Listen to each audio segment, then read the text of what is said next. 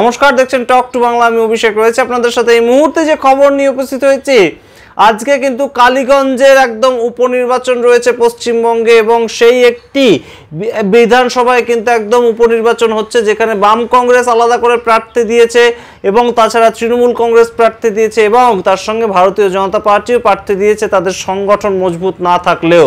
কিন্তু সেই ভারতীয় জনতা পার্টির যিনি প্রার্থী আশিস ঘোষ, যিনি আদি বিজেপির একজন অত্যন্ত দায়িত্বশীল ব্যক্তি হিসেবে ওই এলাকায় পরিচিত, তাকে একদম যেখানে প্রার্থী করলো ভারতীয় জনতা পার্টি, তিনি ভোটদান কর্মসূচি সেরে এসে যে কাজটা করলেন, তাতে কিন্তু বিতর্ক দানা বেঁধেছে এই মুহূর্তে। যে কাকে উদ্দেশ্য করে একদম মধ্যাঙ্গুলি দেখালেন তিনি, সেটা কি জনগণকে উদ্দেশ্য করে নাকি একদম শাসক দলকে উদ্দেশ্য করে?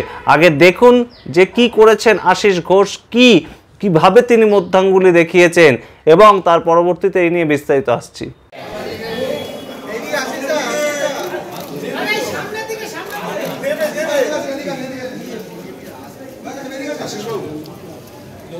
দাদা কত নম্বর বুথে ভোট দিলেন?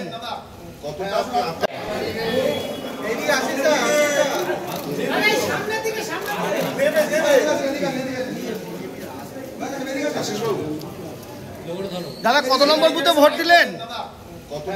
আপনারা দেখলেন সেই বিতর্কিত মুহূর্তের ছবি, যে সময় একদম আশিস ঘোষ মহাশয়কে দেখা গেল ভোটদান সেরে এসে তিনি বাইরে বেরিয়েছেন, এবং বাইরে বেরিয়ে এসে তিনি একদম মধ্যাঙ্গুলি দেখাচ্ছেন ক্যামেরাকে উদ্দেশ্য করে, এবং সেটা নিয়েই কিন্তু ইতিমধ্যে বিতর্ক দানা বেঁধেছে। একদম দেবাংশু ভট্টাচার্য তৃণমূল কংগ্রেসের পক্ষ থেকে সাথে সাথে ভিডিওটা নিয়ে কিন্তু তিনি তার একদম যে সোশ্যাল মিডিয়া সেখানে পোস্ট করেছেন, এবং সরাসরি বলেছেন জনগণের উদ্দেশ্যে এই ধরনের একটা অশালীন আচরণ করলেন বিজেপির প্রার্থী, এবং সেই জায়গা থেকে বিজেপির আসল রূপটা বেরিয়ে গেল, তেমন মন্তব্য করেছেন দেবাংশু ভট্টাচার্য। এছাড়াও রাজনৈতিক পরিমণ্ডলে কিন্তু অবশ্যই এই ঘটনা নিয়ে যখন তুমুল বিশ্লেষণ চলছে, একটা তুমুল জল্পনা চলছে যে ভারতীয় জনতা পার্টি কি সংখ্যালঘু অধ্যুষিত এলাকা বলে, তাদের খুব একটা সংগঠন নেই বলে তারা এই ধরনের একটা আচরণ তিনি করলেন, এবং তিনি জিততে পারবেন না সেই ক্ষোভ থেকে তিনি এই আচরণটা করলেন। তখন কিন্তু একটা সরাসরি সংবাদ মাধ্যমের সামনে তিনি কিন্তু কথাটা বললেন যে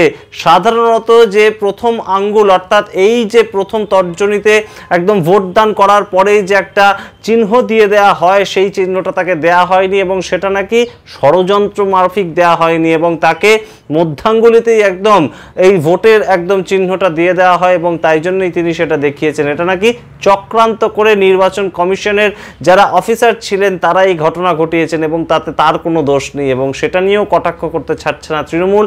এবং অবশ্যই তার সঙ্গে এই মুহূর্তে বাম কংগ্রেসের এবং তার সঙ্গে পশ্চিমবঙ্গের রাজনৈতিক পরিমণ্ডলে এই যে বিতর্কিত ঘটনাটা, সেটা কিন্তু অবশ্যই দৃষ্টি কেড়েছে। আপনাদের জানিয়ে রাখি, দুপুর 3টে পর্যন্ত কালীগঞ্জ উপনির্বাচনে 60.32% ভোট পার্সেন্টেজ এখনো পর্যন্ত পড়েছে।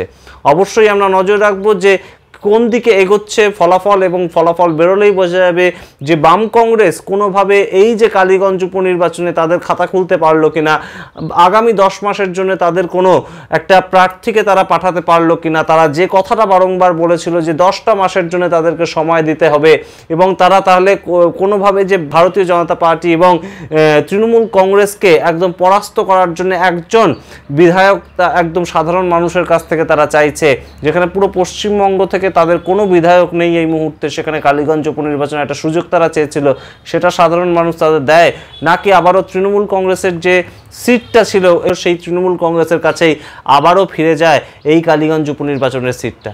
আপনারা কি মনে করছেন অবশ্যই কমেন্ট বক্সে কমেন্ট করে জানান। এই সামগ্রিক ঘটনায় এই যে মধ্যাঙ্গুলি দেখানো, সেটা কি অশালীন আচরণের একটা প্রতীক হিসেবে, নাকি একদম একটা আচম্বিত ঘটনাটা ঘটে গেছে? কি মনে করছেন অবশ্যই কমেন্ট বক্সে কমেন্ট করুন। দেখতে থাকুন টক টু বাংলা। প্রত্যেকটি ভিডিও লাইক, কমেন্ট, শেয়ার করুন, এবং অবশ্যই টক টু বাংলা ইউটিউব চ্যানেলটিকে সাবস্ক্রাইব করে দিন। ধন্যবাদ।